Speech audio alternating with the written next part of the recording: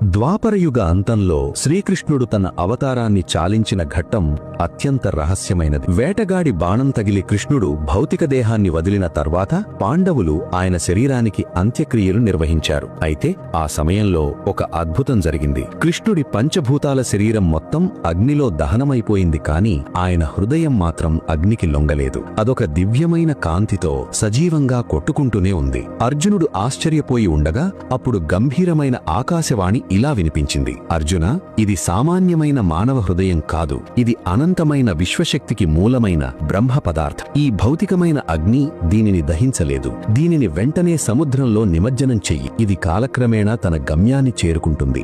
ఆకాశవాణి ఆదేశం మేరకు అర్జునుడు ఆ హృదయాన్ని సముద్రంలో నిమజ్జనం చేశాడు. అది కాలక్రమేణా ఒక నీలమణిలా మారి సముద్రపు అలల మీద తేలుతూ ఒడిషా తీరానికి చేరుకుంది. అక్కడ ఆ నీలమణి ఒక భారీ చెక్కమొద్దు రూపంలో ఒడ్డుకు కొట్టుకువచ్చింది. అప్పటి రాజ్య సాంప్రదాయం ప్రకారం సముద్రంలో దొరికిన ఆ దివ్యమైన దారువును సేకరించి దానితో జగన్నాథుడి విగ్రహాన్ని అత్యంత భక్తితో తయారు చేశారు. ఆ విగ్రహం గుండె భాగంలోనే అర్జునుడు నిమజ్జనం చేసిన ఆ బ్రహ్మ పదార్థాన్ని అత్యంత రహస్యంగా ప్రతిష్ఠించారు. నేటికి పూరీ జగన్నాథ ఆలయంలో ప్రతి 12 లేదా 19 ఏళ్లకొకసారి నవకళేబర ఉత్సవం నిర్వహించి పాత విగ్రహాలను మార్చి కొత్తవి ప్రతిష్ఠిస్తారు. ఆ సమయంలో జరిగే ప్రక్రియ అత్యంత భయంకరమైనది మరియు రహస్యమైన. విగ్రహాన్ని మార్చే రోజు రాత్రి పూరీ నగరం మొత్తం విద్యుత్ సరఫరా నిలిపివేస్తారు. ఆలయం చుట్టూ ఉన్న పరిసరాల్లో ఒక్క దీపం కూడా వెలగనివ్వరు. విగ్రహాన్ని మార్చే ప్రధాన పూజారి కళ్లకు గంతలు కట్టుకుంటారు, చేతులకు దట్టమైన బట్టలు చుట్టుకుంటారు.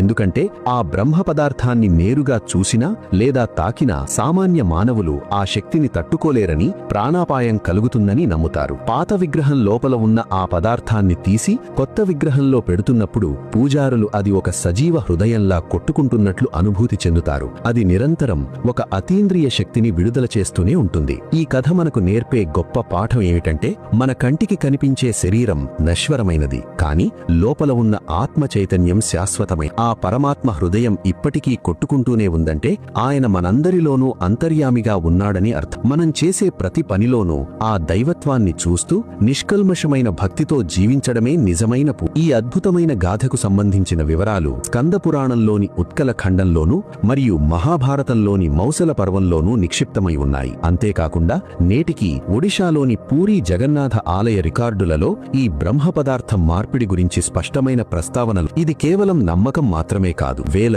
ఏళ్లుగా వస్తున్న ఒక సజీవ సాంప్రదాయం. మీకు ఈ కథ ఎలా అనిపించింది? ఇటువంటి మరిన్ని ఆధ్యాత్మిక రహస్యాల కోసం మమ్మల్ని ఫాలో అవ్వండి. జై జగన్నాథ్.